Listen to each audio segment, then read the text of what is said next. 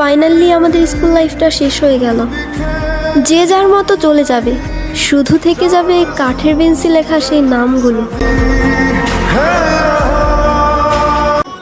হয়তো হবে না আর আগের মতো কারোর সাথে দেখা, হবে না আর বন্ধুদের নিয়ে এখানে ওখানে মিলেমিশে আড্ডা।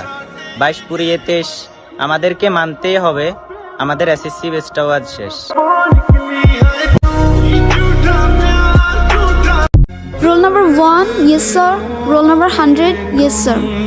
অতঃপর শেষবারের মতো বন্ধ হলো হাজিরা খাতাটা পড়ে থাকবে হয়তো স্কুলের কোনো এক কোণে, কিন্তু ধুলো জমা ওই পাতাগুলোতে জমে থাকবে 5টি বছরের মায়াজালে আবদ্ধ কিছু মানুষের নাম, কিছু মুহূর্ত আর জীবনের উষ্ণতম স্মৃতিগুলো।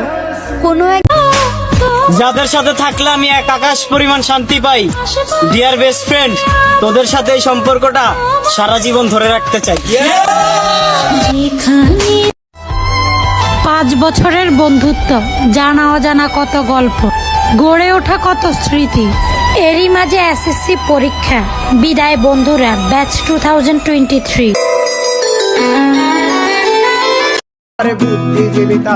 শেষ হয়ে গেল 5টি বছর, থেকে গেল স্কুল জীবনের সেই স্মৃতি। স্কুল বন্ধু বান্ধবগুলো এক মায়ায় আবদ্ধ, আমরা এসএসসি ব্যাচ 2023 সীমাবদ্ধ।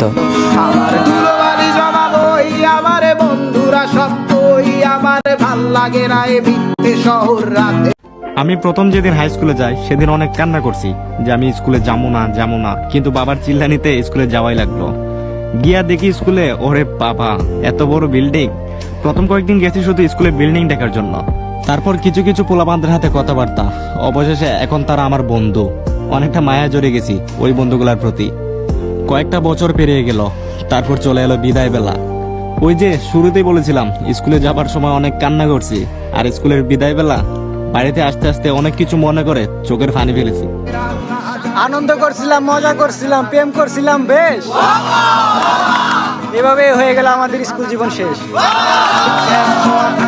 আমার স্মৃতি দিয়ে রোদের রাত জাগা পড়া শিশুদের চড়া